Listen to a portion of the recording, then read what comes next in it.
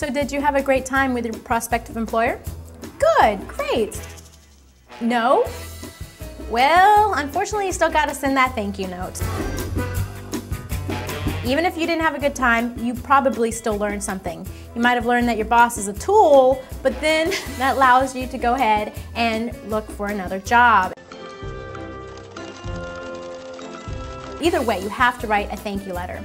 Be, again, very concise and petite about what you say, and be genuine. People know when you're just flattering them up, and they won't like it. Next, you need to follow up. Don't fret, pet. Your urgency isn't usually their urgency.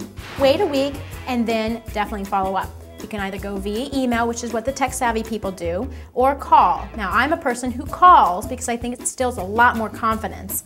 But maybe there's a happy medium. The first time you follow up after a week again, you want to email them and just be very concise and petite, very upbeat about the job. If you've still not heard from them, then call. Hi, Barbara. How are you? Great. Hi, I was just calling to follow up on our conversation last Friday. Unfortunately, no response is a response. You probably didn't get the job. Don't get too discouraged. I know that that can be hard to do, but with this weak economy right now, you have to grow that alligator skin. What? What? Did I hear you correctly? You got the job? Awesome, that's great! Now that you've gotten the job, you obviously need to send them a thank you note accepting their offer. By the way, have they offered a full and happy leafage? I know you don't know what that means, but it's called the money tree. Make sure that you are happy with their offer. Did you negotiate? You don't want to make this into some sort of auction house. Sold at $45,000, paddle number 674.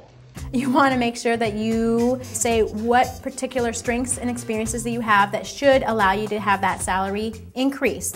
However, if they can't, then you have to let it go and be happy that you actually are taking this job.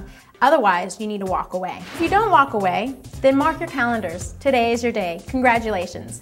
Now remember, the first few days, you want to make sure that you take the back seat and approach your firm with a casual style. You don't want to come in bossing everybody around. What I am concerned with is detail. I asked you to go get me a packet of Sweet and Low. You bring me back equal. That isn't what I asked for. That isn't what I wanted. That isn't what I needed. And that shit isn't going to work around here. Also, be sure to note their dress code.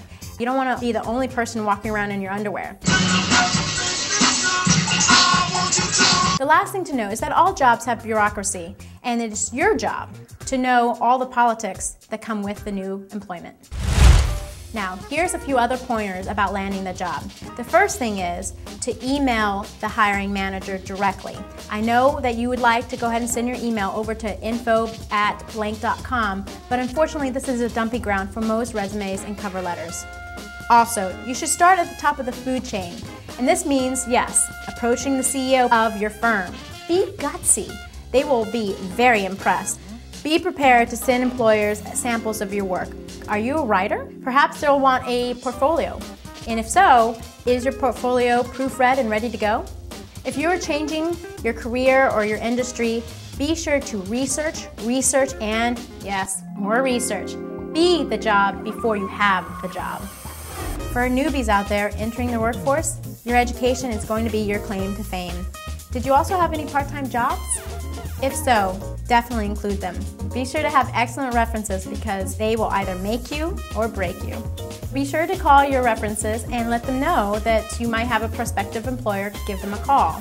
It's just a courtesy that will be well received. So if you're unsure about the career or industry that you want to pursue, it might be best for you to do a Myers-Briggs test or a Campbell-Strawn Inventory Skills Test, CISS. And this is very interesting because it gives you the right jobs that might be applicable to your interests and skills.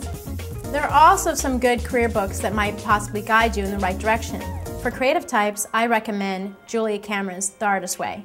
And for more business folks, What Color is Your Parachute by Richard Bowles. Well, that was easy, wasn't it? Okay, just kidding. But you should remember what Dr. Seuss wrote. He said, "You're well on your way. You have brains in your head and you have feet in your shoes, and you can steer yourself any direction you choose. You're on your own and you know what you know, and you are the one who will decide where to go. Oh, the places you will go." Until the next time, your experience matters.